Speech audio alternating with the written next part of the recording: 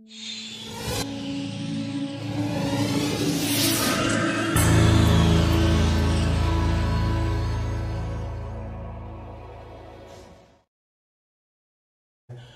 gak sih teman-teman ngerasa sisa waktu yang ada buat ngerjain tugas itu masih lama? Padahal deadline-nya udah bentar lagi. Bisa jadi nanti malam atau besok mungkin. Atau teman-teman sengaja nggak ngeberesin kamar atau nggak ngeberesin kosan karena ngerasa sekarang itu bukan waktu yang pas aja buat beres-beres. Kalau pernah, berarti teman-teman termasuk orang-orang yang pernah melakukan procrastination. Karena beberapa contoh tadi itu termasuk ke procrastination. Apa sih procrastination itu? Procrastination adalah kebiasaan buat nunda-nunda pekerjaan atau tugas sampai dekat-dekat deadline-nya atau bahkan sampai lewat deadline-nya. Dan beberapa peneliti mendefinisikan procrastination sebagai bentuk kegagalan kontrol diri yang ditandai dengan penundaan tugas yang alasannya itu nggak rasional. Karena meskipun kita tahu kalau nunda pekerjaan itu tuh bisa menimbulkan dampak yang negatif buat diri kita, tapi masih aja ditunda-tunda.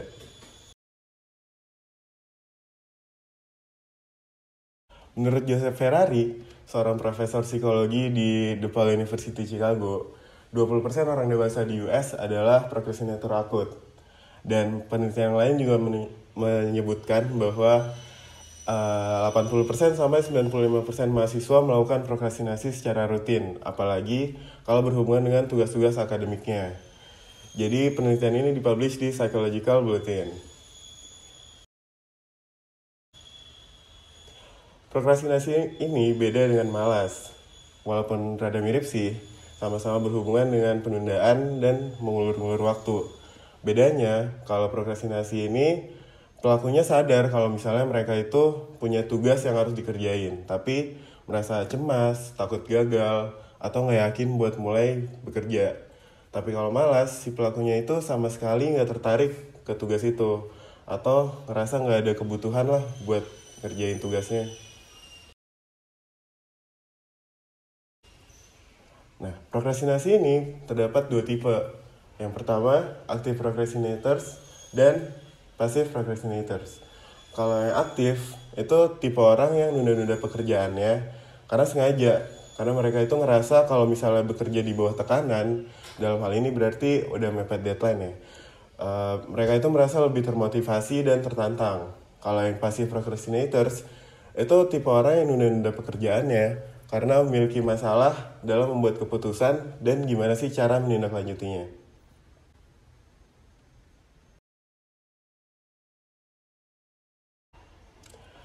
Nah, emang ada dampaknya dari prokrastinasi? Kalau misalnya prokrastinasi ini udah terlalu sering dan mulai berdampak serius pada kehidupan sehari-hari seseorang, maka prokrastinasi itu akan menjadi masalah yang lebih serius. Misal dalam kasus seperti ini, berarti prokrastinasi ini bukan hanya masalah manajemen waktu lagi, tapi udah menjadi bagian dari gaya hidupnya orang tersebut. Penundaan itu tuh bisa berdampak ke sejumlah bidang di kehidupan seseorang. Misalnya kesehatan mental, terus juga kesejahteraan sosial, profesional, dan finansial dari si pelaku prokrastinasi tadi.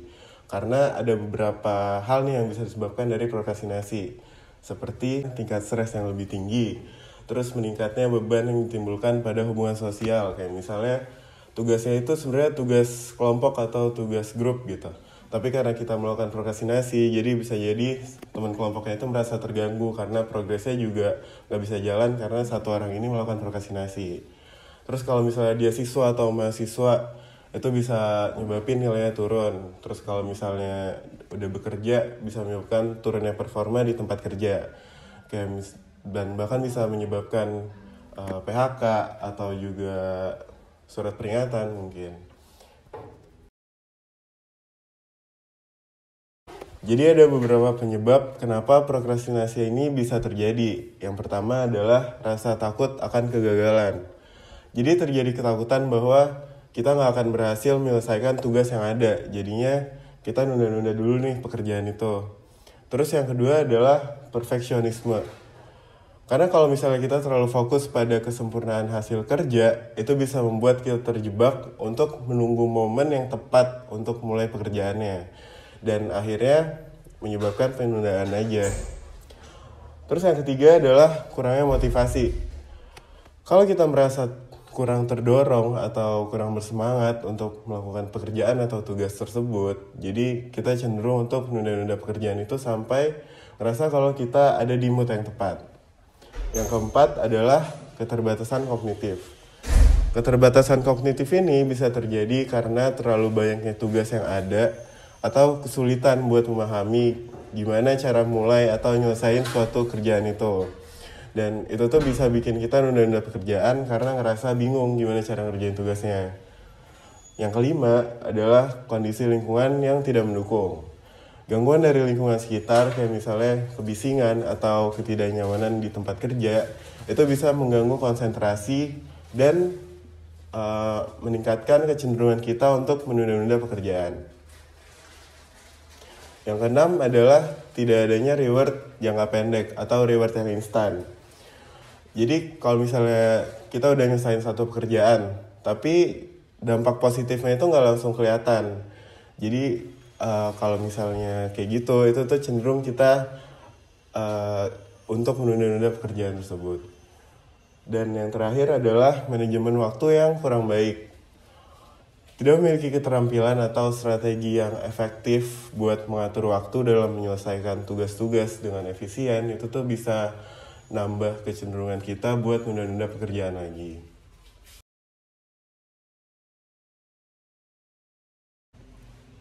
Nah, karena kita bisa anggap kalau prokrastinasi ini adalah satu masalah, dan kata orang-orang sih, tiap masalah pasti ada solusinya kan. Untungnya ada beberapa cara buat ngurangin prokrastinasi ini dan kita bisa mulai ngerjain pekerjaan dengan tepat waktu.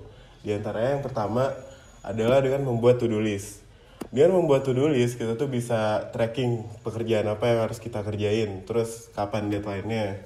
Jadi kita bisa ngerjain tugas itu berdasarkan tenggat waktunya mana yang duluan deket sama sekarang gitu. Yang kedua adalah dengan cara mencicil pekerjaan. Jadi kita bisa membagi suatu pekerjaan itu menjadi beberapa bagian. Karena kalau misalnya kita punya satu tugas yang berat misalnya, terus kalau misalnya kita ngerjain satu tugas itu dalam satu waktu langsung gitu sampai habis, itu bisa kelihatannya sangat berat kan. Terus kalau kita cicil pekerjaan itu, kita bisa membuat pekerjaan terlihat jadi lebih ringan.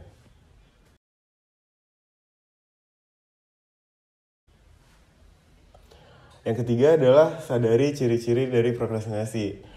Kalau misalnya kita udah mulai ngerasa ada tanda-tanda nih kita bakal prokrastinasi, kita bakal nunda-nunda kerjaannya, kita bisa paksa diri sendiri buat ngeluangin waktu terus mulai buat ngelakuin pekerjaannya walaupun sedikit demi sedikit.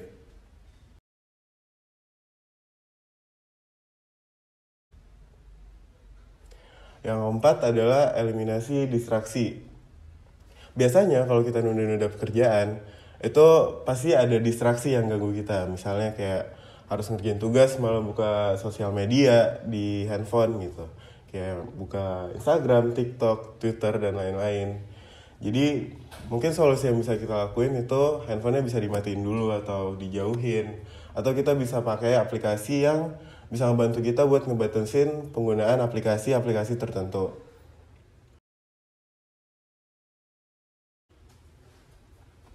Yang kelima adalah kita bisa kasih self reward ke diri sendiri. Jadi pas kita udah nyelesain satu tugas, itu tuh kita bisa kasih hadiah lah buat diri kita sendiri dengan cara ngelakuin hal-hal yang kita suka. Kayak misalnya nonton film, main game, dan lain sebagainya. Menghilangkan kebiasaan nunda-nunda itu emang gak gampang sih. Karena kalau gampang, pasti penelitian yang tadi itu gak nyebutin kalau 80% sampai 95% mahasiswa ngelakuin prokrastinasi.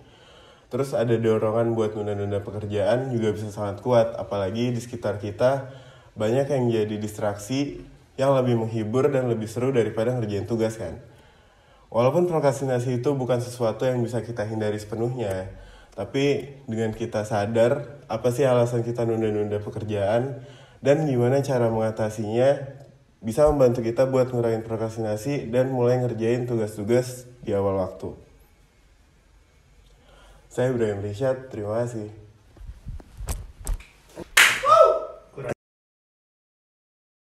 Bum bum bum cuap, bum bum cuap, bum bum cuap.